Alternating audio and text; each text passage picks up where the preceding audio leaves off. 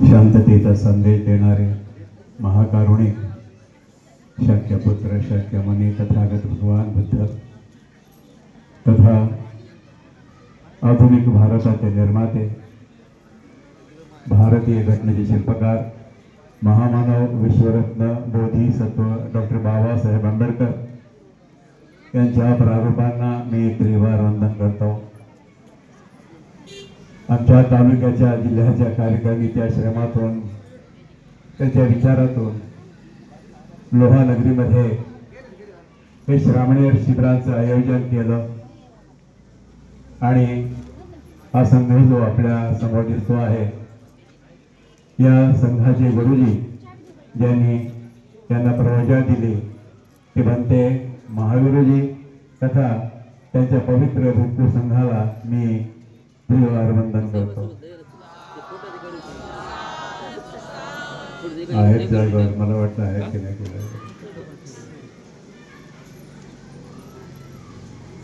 या जिल्ह्याच्या कार्यकारिणीमध्ये आमचे रत्नाकरजी इथं हजर आहे, जिल्ह्याचे सरचिटणीस आहेत ते। त्यानंतर लातूर जिल्ह्यातून उदगीर येथे सध्या ज्यांचं वास्तव्य आहे ते जज राहिलेले आहेत, तरीही त्या निवृत्तीनंतर भारतीय बौद्ध महासभेमध्ये ते आलेले आहेत, केंद्रीय शिक्षक झालेले आहेत, तेही जिल्ह्याचे सरचिटणीस आहेत। त्याच्या पलीकडे बसलेले आमचे मित्र या तालुक्याचे सरचिटणीस आहेत। पुढे वाघमारे साहेब आहेत, ते संस्काराचे उपाध्यक्ष आहेत, त्याच्यापूर्वी ते जिल्ह्याचे अध्यक्षही राहिलेले आहेत। पलीकडे आमचे वर्गमित्र नाही, 2 वर्षांना पुढे होते, एका हॉस्टेलमध्ये आम्ही राहिलो, शिक्षण घेतलं, ते गुरुजी आमचे पलीकडे अध्यक्ष साहेब बसलेले आहेत तालुक्याचे, आणि सर्वच कार्यकारिणी पलीकडे शाखा साहेब बसलेले आहेत, ते दानशूर आहेत मोठे। सर्वांना मी जय भीम करतो। पलीकडे गुरुजी बसले, आमचे जावई बापू आहेत ते, त्यांनाही सर्वांना जय भीम आणि तुम्हा सर्वांना माझा सस्नेह जय भीम। जय भीम। सगळ्यांनी सांगितलं तुमच्या गावाचं नातं, मी सांगू नये म्हणलो, तुम्हाला वाटलं तर मी का सांगू नको, सगळेच सांगत। तुमच्या तालुक्याला कंधारला मी शिकलो, ग्रॅज्युएट झालो, तिथून PUC पासून ग्रॅज्युएट झालो आणि नोकरी लागली। नोकरी लागल्यानंतर सेवानिवृत्तीचा कालावधी माझा कंधारमध्ये गेलेला, त्यामुळं तुमच्या गावाचं नातं माझं तसं निश्चितच जुनं आहे। वैयक्तिक सगळ्यांच्या ओळखी नसतील, पण माझे सहकारी गायकवाड साहेब एक होते, इथे ट्रॅफिक कंट्रोल होते एस टीमध्ये, मला वाटतं कांबळे सुद्धा इतरेच होते तसं। हां, हंकारीजी, ते त्यांचं गायराचं प्रकरण आहे की आम्ही सोडवलं होतं, त्या केसमध्ये आम्ही कोर्ट उठेपर्यंतची शिक्षा सुद्धा भोगलेली आहे तुमच्या गावासाठी आम्ही। तुम्ही तेव्हा लहान लहान असाल तर असं नातं। आता मी परभणीला राहतो, अनेक वर्षापासून या संस्थेमध्ये काम करतो। मी सध्या संस्काराचा उपाध्यक्ष आहे जिल्ह्याचा, बौद्धाचार्य, केंद्रीय शिक्षक आहे आणि जमेल थोडं काम आपलं दमाचं मी करतो आहे। काही नाही, आपलीच माणसं आहेत तिकडे। थोडंसं मलाही ऐका की 5 मिनिटं। अरे बापा बाबा,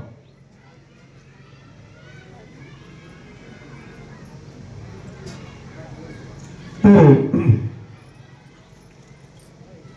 विषय झाला की आम्ही इकडे आलो म्हणून आमच्यामध्ये हा बदल झालेला आहे। वाटा आधी वाटा, आमचं लक्ष तिकडे जातं।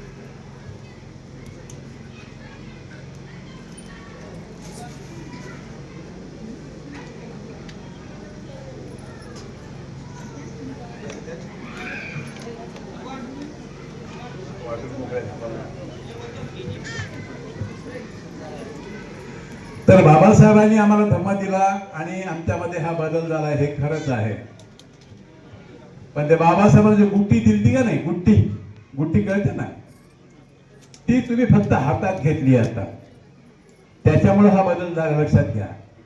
आणि ती गुट्टी जर तुम्ही खाल तर लई मोठा बदल होणार आहे माझ्या बहिणीनो, लक्षात ठेवा। आणि बदलाचे खरे सूत्रधार तुम्ही आहात, हे इकडे बसलेले बापडे नाहीत आमचे, तुम्ही खऱ्या सूत्रधार आहात। ताई बोलली मगाशी, जिच्या ते धम्माची दोरी, आणि हे चेंज निश्चितच झाला. याच्या आधी आताही आमच्या देशामध्ये किती देव आहेत माहित आहे का? किती आहेत? 100, 200, 400, 500, 33 कोटी लई देव आहेत बघा. आणि जेव्हा आमच्या देशाला स्वातंत्र्य मिळालं तेव्हा देव 33 कोटी होते आणि तुम्ही आम्ही किती होतो? सगळे देशातले जाती धर्माचे सगळ्याचे मिळून 3100 कोटी होतो. 3 कोटी देव आगाऊ होते बघा, माणसापेक्षा अधिक होते. त्याला काही काम न लावता या 30 कोटीला काम लावलं असतं. बाबा रे, एक कोटी मध्ये घ्या आणि आमचा उद्धार करा. लई सोपं काम झालं असतं. पण त्याच्याकडे नाहीच ना काही तुम्हाला द्यायला.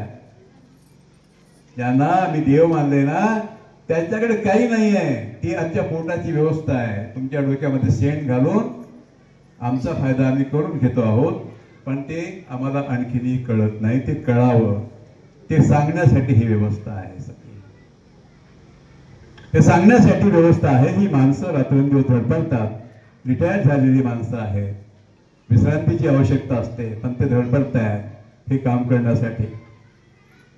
त्याचं मूल्य आम्हाला कळावं म्हणून खेड्यापाड्यात जाणं, रॅल्या काढणं हे आम्ही करतो आहोत. तर बघा, तुम्ही दिलेल्या दानाचं कौतुक माझ्या सगळ्या बांधवांनी केलेलं आहे. निश्चितच तुम्ही कौतुकास पात्र आहात. हे दान आहे. भगवान बुद्धाच्या आपण 3 रत्नाला वंदन करतो. कोणत्या कोणत्या? बुद्ध रत्न, धम्म रत्न आणि संघ रत्न. या 3 रत्नाला सोडून त्यांना बाजूला सारून आम्हाला पुढे जाताच येत नाही कोणत्याही कार्यक्रमामध्ये. ही अशी पवित्र रत्न आमची आहेत. आणि त्याच्यामधलं जे संघरत्न आहे, बुद्ध रत्न, धम्मरत्न आणि संघरत्न.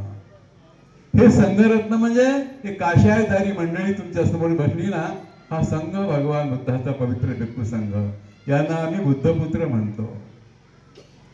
तर हा संघ भगवान बुद्धाच्या म्हणजे भगवान बुद्धाच्या कालावधीला जाऊन आज जवळपास 2600 वर्ष होत आहे.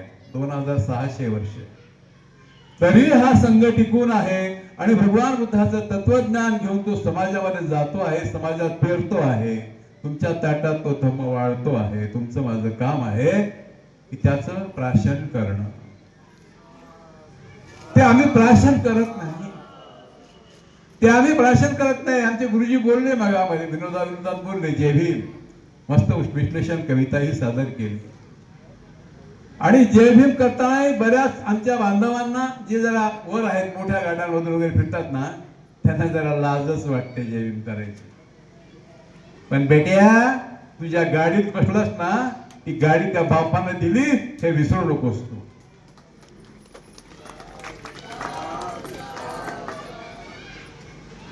तर तिथे एवढं आम्ही विनम्रतेने त्यांच्या जवळ जाऊन त्यांना समजून घेऊन त्यांनी दिलेला मंत्र, जाणीवपूर्वक मंत्र शब्द बोलायला लागलो मी.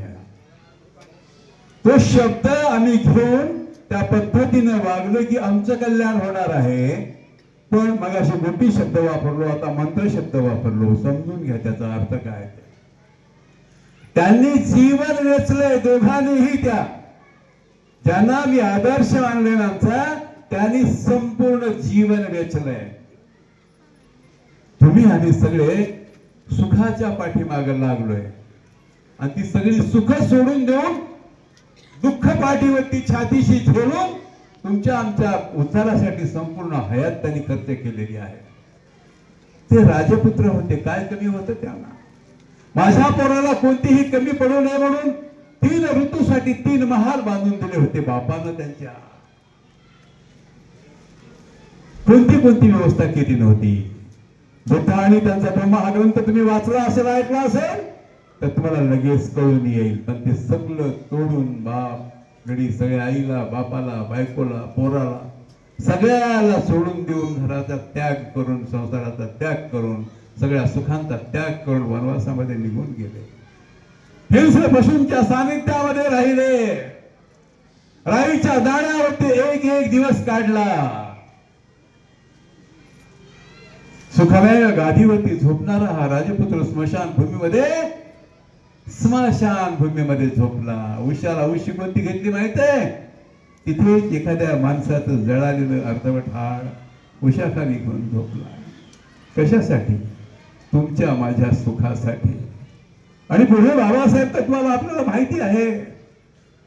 बाबासाहेबांनी सगळी लेकरं एकच वाचला यशवंता. सगळी लेकरं औषध पाण्याविना मैल नेली. त्याच्यापैकी एकाच लेकराच्या मौतीला बाबासाहेब हजर होते.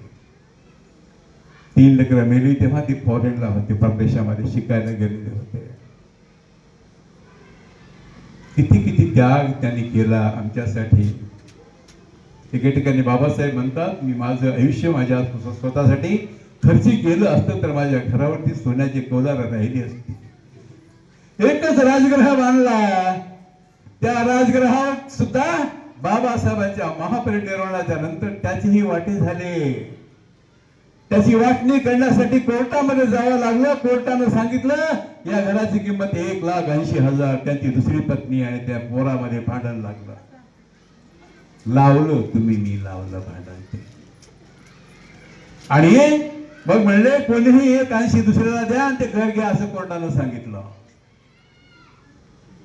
भैयासाहेब आंबेडकरांना 1.5 लाख रुपये जमा केले. 30,000 शिल्लक राहिल्यानं आणखी कुठून जमा करायचे? त्याच्या बापानं निर्माण केलेली सोसायटी, पीपल्स एज्युकेशन सोसायटी, त्या सोसायटीकडे भैयासाहेबांना अर्ज दिला. म्हणाले आम्हाला 30,000 रुपये व्याजाने द्या. त्याचं काय व्याज होईल ते तुम्हाला फेडतो मी, व्याजासह पैसे देतो. सगळ्याला कर्ज देत होती ती सोसायटी. ज्यांच्या बापाने निर्माण केली त्यांना 30,000 कर्ज संस्था म्हणली देत नाही. अर्ज रिजेक्ट केला भगिनीनो. घरासाठी पाहिजे होते पैसे.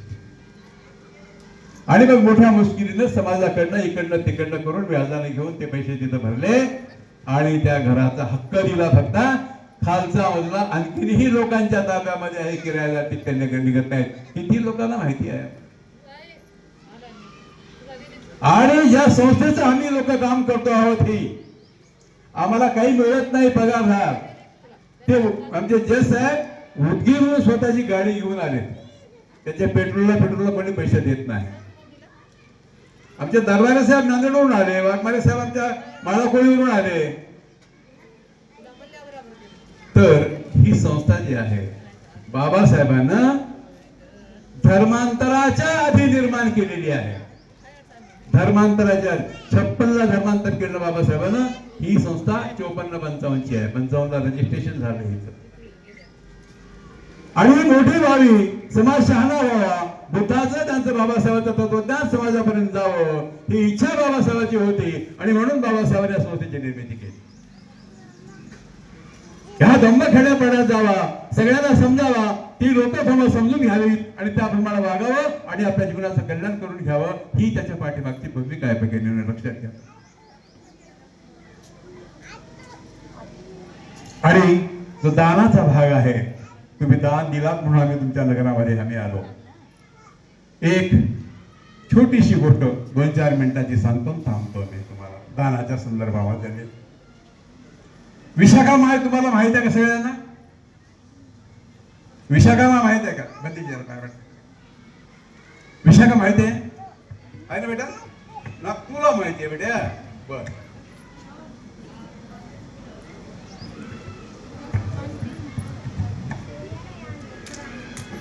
कोणालाच माहित नाही? ग्रंथ वाचलाय का बुद्धाचा धम्म? त्याही वाचणार आहे वर्षी. आता त्यांचा ऐका तुम्ही. ज्या बेसिक गोष्टी आहेत त्या मला माहिती पाहिजे. नुसतंच आम्ही बुद्ध बुद्ध म्हणून सांगतो पण आम्ही बेशुद्धच अवदान केले. लग्न फेकणं लावता पोराचं पोरीचं तुमच्या आमच्यासारख्या एखाद्या बुद्धाच्याला किंवा एखाद्या भिक्षूला बोलवता, ते लावते लग्न, घरी गाडी असते मस्तपैकी आणि त्या नवरा नवरीला संध्याकाळी पाठवून देतात तिकडे. आमच्या परभणीच्या तीराला म्हणा, तुमच्या सांगली सुलतानला म्हणा किंवा साईबाबाला म्हणा, असं झालंय आमचं बुद्धाचं. बैठकीमध्ये बाबासाहेब बुद्ध असतो, स्वयंपाक घरावर दुसरीच बुवा अम्मा असते तिकडे. बुद्ध झालोय आम्ही, बुद्ध झालो ना आम्ही. तर ती विशाखा माय सांगून मी थांबणार आहे. 2-3 मिनिटं किंवा 4 मिनिटं लागतील. फार वेळ तुमचा घेणार नाही. वेळ भरपूर झालेला आहे. पण मला आता वाटणार आहे तुमच्याशी बोलावंच म्हणून तेवढं सांगतो आणि थांबतो. विशाखा ही बुद्धाच्या समकालीन एक एक स्त्री होऊन गेलेली आहे, श्रीमंताची लेख आहे. सगळे डिटेलमध्ये सांगत नाही, थोडं थोडं सांगतो त्यातला भाग तुम्हाला. श्रीमंताची लेख आहे, श्रीमंताची बायको आहे, मोठ्या व्यापाराची बायको आहे, मोठ्या व्यापाराची मुलगी आहे आणि तिचं लग्न एका श्रीमंताशी झालेलं आहे. तिच्या बापानं तिच्या लग्नामध्ये 9 कोटी रुपयाचे दागिने तिला घातले होते. तुमच्यासाठी सांगायला मुद्दाम, हे आमच्या बापड्यांना माहिती आहे सगळे. 9 कोटी रुपयाचे दागिने बापानं तिच्या अंगावरती घातले होते. आणि ही बाई भगवान बुद्धाची कट्टर समर्थक, काय म्हणायचं तुम्ही म्हणा तिला, अत्यंत कट्टर समर्थक. तिने श्रावस्ती नगरीमध्येच राहायला आहे. भगवान बुद्धाच्या जीवनामध्ये अनेक, मला तर 25 वर्ष वास बुद्धांनी श्रावस्ती नगरीमध्ये केलेले आहे.